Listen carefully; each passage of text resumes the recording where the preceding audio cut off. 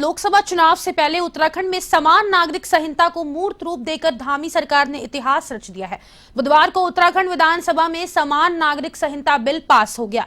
मंगलवार को मुख्यमंत्री पुष्कर सिंह धामी ने सदन में इस विधेयक को पेश किया था। इसमें 392 धाराएं हैं, जिनमें से केवल उत्तराधिकार से संबंधित धाराओं की संख्या 328 है। विधेयक में मुख्य रूप से महिला अधिकारों के संरक्षण को केंद्र में रखा गया है। कुल 192 पृष्ठों के विधेयक को 4 खंडों विवाह और विवाह विच्छेद, उत्तराधिकार, सहवासी संबंध और विविध में विभाजित किया गया है। विधेयक के पारित होने के बाद इसे राजभवन और फिर राष्ट्रपति भवन को स्वीकृति के लिए भेजा जाएगा। वहीं विधानसभा में विधेयक पारित होने पर मुख्यमंत्री पुष्कर सिंह धामी ने मीडिया से मुखातिब होते हुए कहा कि देवभूमि उत्तराखंड का यूसीसी मॉडल पूरे देश के लिए नजीर साबित होगा।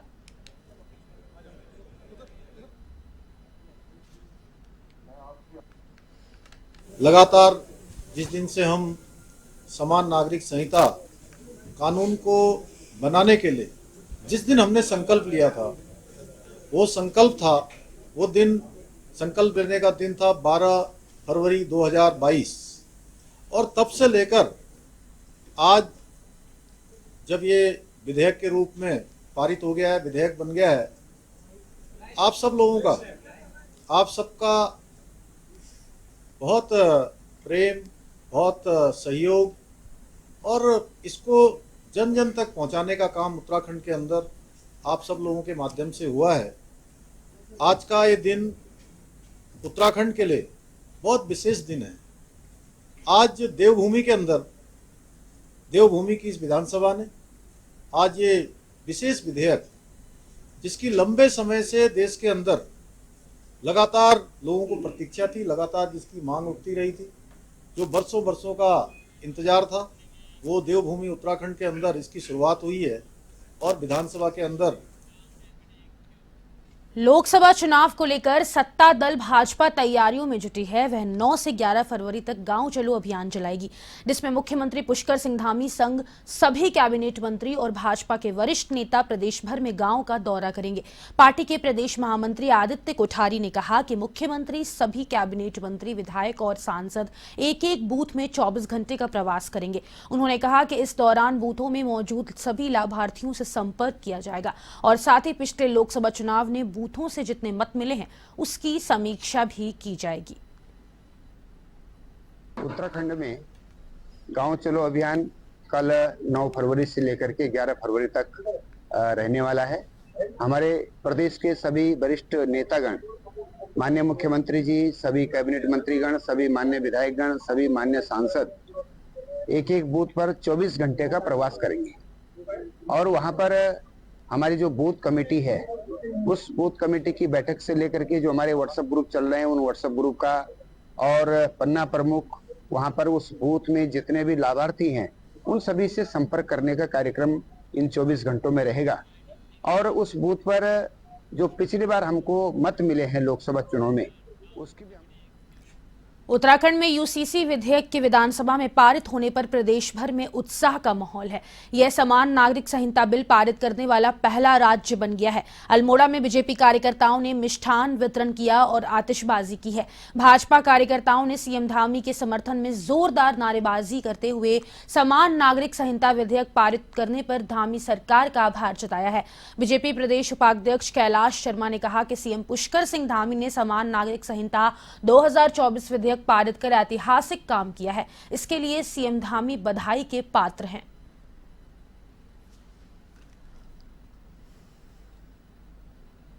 बहुत गर्व की बात है, पूरे भारतवर्ष में इतिहास बनाकर हमारे यशस्वी मुख्यमंत्री जी ने समान नागरिक संहिता विधेयक 2024 पारित करा करके एक इतिहास बनाया है। हम अपने माननीय मुख्यमंत्री जी का बहुत आभार व्यक्त करते हैं, उनका अभिनंदन करते हैं, उनका स्वागत करते हैं। बहुत जल्दी 10 तारीख को हमारे बीच में भी यहाँ आने वाले हैं, हम उनका और अभिनंदन करेंगे। ये पूरे भारत धामी सरकार की ओर से उत्तराखंड विधानसभा के विशेष सत्र में यूसीसी पर मुहर लग गई है, जिसे अब राज्यपाल के पास धरातल पर उतारने के लिए भेजा जाएगा। वहीं विपक्षी दल इस पर नाराजगी जता रहा है। इस बात को लेकर नेता प्रतिपक्ष यशपाल आर्य ने कहा कि कांग्रेस के विधानमंडल सदस्यों ने पुरजोर तरीके से कहा कि यूसीसी के बिल को प्रवर समिति को सौंपा जाना चाहिए। सरकार ने स्वीकार किया है कि 700 पन्नों के ड्राफ्ट को पूरी तरह सदन में पेश नहीं किया है। साथ ही उन्होंने कहा कि विपक्ष को ड्राफ्ट की समीक्षा के लिए केवल 2 घंटों का ही समय दिया। मुख्यमंत्री धामी ने भी स्वीकार किया है इस विधेयक में अब भी कई कमियां होंगी जिस पर संशोधन किया जाएगा, जबकि केंद्र की स्वीकृति ही मान्य होगी, जिसकी वजह से कांग्रेस ने इस ड्राफ्ट को प्रवर समिति को सौंपने के लिए आग्रह किया है। कांग्रेस विधानमंडल के माननीय सदस्यों ने पुरजोर तरीके से कहा कि कॉमन सिविल कोड के बिल को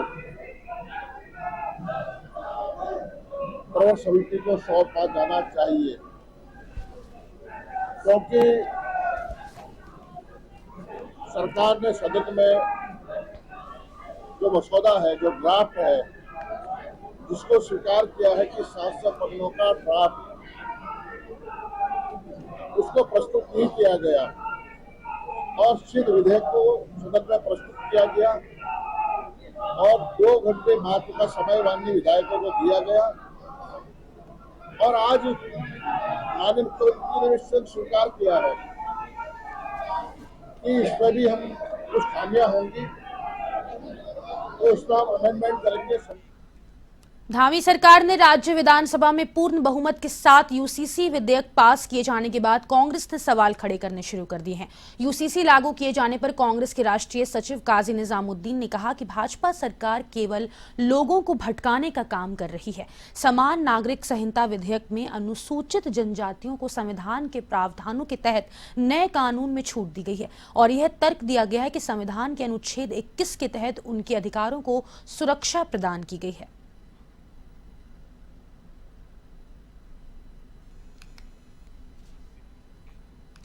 अल्मोड़ा में जिला प्रशासन के तत्वाधान में 10 फरवरी को आयोजित होने वाले आजीविका महोत्सव 3 और रोड शो में मुख्यमंत्री पुष्कर सिंह धामी मुख्य अतिथि रहेंगे, जिसको लेकर जिलाधिकारी विनीत तोमर, जिला प्रशासन की टीम ने विभिन्न स्थानों का निरीक्षण किया। इस दौरान सर्वप्रथम टीम ने आर्मी हेलीपैड पहुंचकर व्यवस्थाओं का जायजा लिया। इसके बाद पलटन बाजार से शिखर तिराहे तक पैदल निरीक्षण किया। वहीं जिलाधिकारी ने कार्यक्रम स्थल हवाल बाग पहुंचकर विभागीय स्टॉल लगाए जाने वाले स्थान का भी निरीक्षण किया।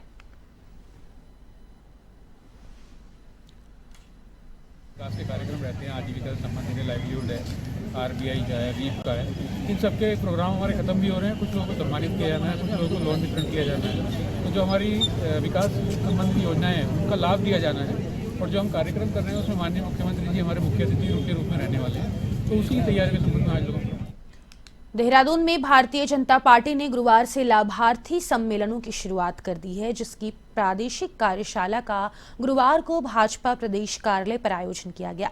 वहीं इस लाभार्थी सम्मेलन के दौरान भाजपा राष्ट्रीय मंत्री मनजिंदर सिंह सिरसा ने प्रदेश स्तरीय कार्यकर्ताओं को संबोधित कर सम्मेलन की रूपरेखा के बारे में बताया।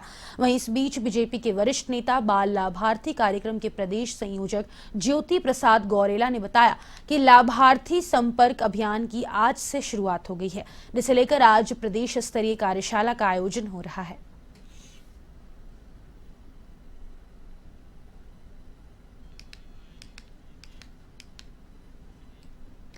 ऋषिकेश से राम भक्त स्पेशल आस्था ट्रेन अयोध्या कलवा के लिए रवाना हुई है। भाजपा के प्रदेश अध्यक्ष महेंद्र भट्ट और कैबिनेट मंत्री धन सिंह रावत ने ट्रेन को हरी झंडी दिखाकर रवाना किया।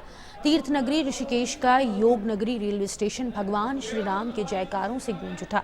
इससे पहले अयोध्या में भगवान श्री राम के दर्शन करने जाने वाले भक्तों के लिए एक भव्य कार्यक्रम का आयोजन किया गया। अतिथियों ने कहा कि यह बड़े ही हर्ष और गौरव का पल है कि सरकार आस्था स्पेशल ट्रेन से भक्तों को अयोध्या पहुंचाकर भगवान श्री राम के दर्शन करवाने का प्रयास कर रही है। और हमारे उत्तराखंड से तो हर व्यक्ति के मन में ईश्वर का वास है। बड़ी संख्या में लोग जाना चाहते हैं। आज भी 1344 लोग 1 तारीख को भी गए थे। कल परसों लगातार ये ट्रेनें चलेगी। मार्च तक प्रत्येक दिन बड़ी संख्या में अयोध्या जाने वाली ऐसी संख्या की जानकारी मिल रही। गांव के व्यक्ति हर जगह से नागरिक अयोध्या दर्शन के लिए जा रहे हैं। हम सबके लोग लाखों लोग अयोध्या आजकल जा रहे हैं और ये विश्व रिकॉर्ड बन गया है कि अयोध्या में आज तक सर्वाधिक लोग अभी भगवान राम के मंदिर के दर्शन करने जा रहे हैं, वहाँ पूजा करने जा रहे हैं। और उत्तराखंड से भी, मेरी विधानसभा से भी आज सैकड़ों लोग वहाँ गए हैं। और बड़ी बात यह है कि लोग अपने खर्चे में जा रहे हैं, तो बहुत अच्छा सहयोग है। और मैं कह सकता हूँ कि अभी लगभग 3-4 हज़ार लोग हमारे पौड़ी जिले से और चमोली जिले से और लोग। देश में उत्तराखंड यूसीसी लागू करने वाला पहला प्रदेश बन गया है, जिसको लेकर नेताओं और बुद्धिजीवियों की मिलीजुली प्रतिक्रिया सामने आ रही है। इसी क्रम में गुरुवार को कांग्रेस के वरिष्ठ नेता और अल्पसंख्यक आयोग के पूर्व सदस्य संजय जैन की अगुवाई में पत्रकार वार्ता का आयोजन किया, जहां संजय जैन ने कहा कि भाजपा सरकार को सदन में यूसीसी को लेकर चर्चा के लिए समय देना चाहिए था। क्या परिणाम होंगे उसका अध्ययन में, जिस हड़बड़ी में और जिस जल्दबाजी में बिल लाया गया यूनिफॉर्म सिविल कोड यूसीसी, उसका कांग्रेस विरोध करती है। उसको इतनी जल्दबाजी में 200 पेज के दस्तावेज को दिया गया कि हमारे माननीय विधायकों भी ना तो उसको पढ़ने का समय मिला, ना उस पर कोई रिएक्शन वो दे पाते उसका समय मिला। जब कोई चीज़ किसी बड़े समाज को के सुधार के लिए अगर वास्तव में थी, अगर मंशा सुधार की थी, उत्थान की थी महिलाओं के चाहे किसी भी वर्ग के, तो उसमें समय दिया जाना चाहिए था ताकि उसका प्रभाव निचले स्तर तक पहुंचता।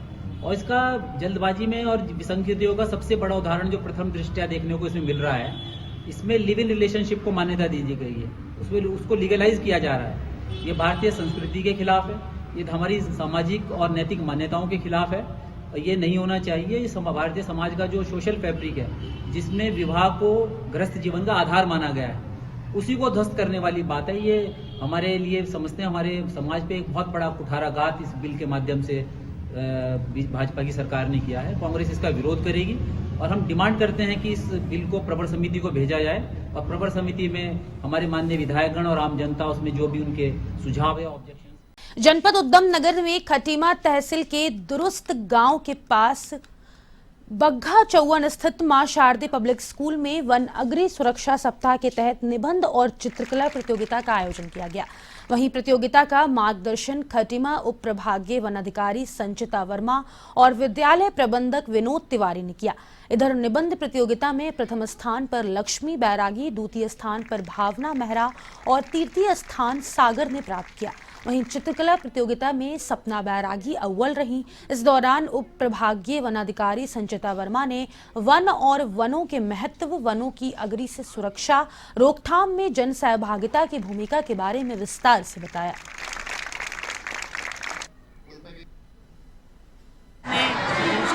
एवं चित्रकला एवं निबंध प्रतियोगिता का आयोजन किया है, जिसमें क्षेत्र के कई गणमान्य व्यक्ति भी शामिल हुए हैं। बच्चों के द्वारा निबंध प्रतियोगिता एवं चित्रकला प्रतियोगिता में प्रतिभाग किया गया है और उनको पुरस्कार भी दिए गए हैं। हमारा जो मुख्य उद्देश्य है इसको यहाँ पर करने का कि सीमावर्ती क्षेत्र जो वनों से लगे हुए हैं, वहाँ पर वनाग्नि की दिक्कतों को देखते हुए आने वाले फायर सीजन में किस प्रकार से वनाग्नि के कारकों को नियंत्रित कर पाए और किस प्रकार से कर सकते। हमारा यही प्रयास रहेगा कि कोई भी वनाग्नि की घटनाएं ना हो और यदि होगी। काशीपुर में स्वास्थ्य विभाग की निरीक्षण समिति ने अवैध रूप से संचालित एक डेंटल क्लिनिक पर औचक छापेमारी की। इसके बाद क्लिनिक को सीज कर दिया। जसपुर खुर्द में संचालित सानिप डेंटल क्लिनिक पर सीएम पोर्टल पर शिकायत के बाद स्वास्थ्य विभाग की निरीक्षण समिति ने जिला स्वास्थ्य अधिकारी के नेतृत्व में छापेमारी की। रजिस्ट्रेशन और डॉक्टर की डिग्री के बगैर चल रहे उक्त डेंटल क्लिनिक को सीज कर दिया गया। इस डेंटल क्लिनिक की सीएम पोर्टल पर शिकायत दर्ज कराई गई थी, जिस पर सीएमओ मनोज कुमार शर्मा के नेतृत्व में क्लिनिक का औचक निरीक्षण किया गया। इस दौरान काशीपुर के मुख्य चिकित्सा अधीक्षक डॉक्टर खेमपाल, नगर स्वास्थ्य अधिकारी डॉक्टर अमरजीत सिंह साहनी आदि मौजूद थे।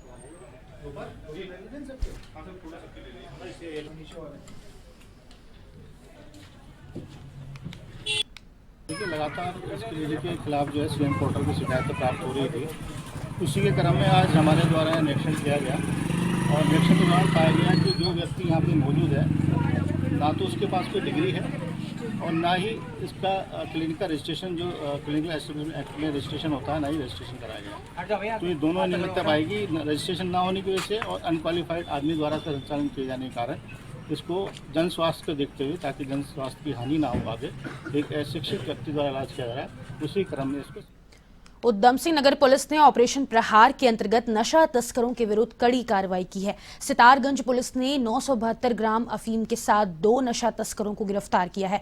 एसएसपी उधम सिंह नगर ने पुलिस टीम के लिए 1500 रुपए के इनाम की घोषणा की थी। पुलिस मुख्यालय स्तर से प्रचालित ऑपरेशन प्रहार और आगामी चुनाव के दृष्टिगत बॉर्डर चेकिंग के अंतर्गत वरिष्ठ पुलिस अधीक्षक ने नशे के विरुद्ध अभियान चला रहे हैं। अभियान के अंतर्गत पुलिस अधीक्षक अपराध और यातायात, पुलिस अधीक्षक नगर और क्षेत्राधिकारी सितारगंज के दिशा निर्देशन और प्रभारी निरीक्षक सितारगंज महोदय के नेतृत्व में बॉर्डर चेकिंग अमारिया सितारगंज बॉर्डर पर स्प्लेंडर में परिवहन करते अभियुक्त के कब्जे से 520 ग्राम अफीम और दूसरे से 452 ग्राम अफीम बरामद की गई।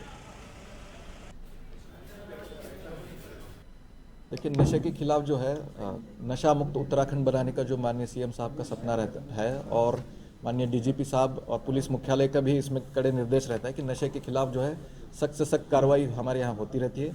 इसी क्रम में उधम सिंह नगर पुलिस द्वारा कोतवाली सितारगंज ने इसमें एक बहुत बड़ी उपलब्धि हासिल की है। बॉर्डर चेकिंग के दौरान, सरकड़ा बॉर्डर जो है सितारगंज का, बॉर्डर चेकिंग के दौरान एक बहुत बड़ी सफलता हमें हासिल हुई है। इसमें 2 अभियुक्त वारिस और शोएब, इनके पास से हमने 972 ग्राम अफीम बरामद की है और इसमें घटना में प्रयुक्त स्प्लेंडर बाइक भी जो है वो बरामद की। विकासनगर कोतवाली के अंतर्गत जीवनगढ़ क्षेत्र से लापता युवती का शव ढकरानी इंटेक से बरामद किया गया है। बताया जा रहा है कि युवती 5 फरवरी को अपने घर से बिना बताए लापता हो गई थी। युवती की गुमशुदगी की रिपोर्ट कोतवाली विकासनगर में दर्ज कराई गई थी। कोतवाली राजेश शाह के मुताबिक यह मामला प्रथम दृष्टया आत्महत्या का प्रतीत हो रहा है, जिसकी हर पहलुओं पर जांच पड़ताल जारी है।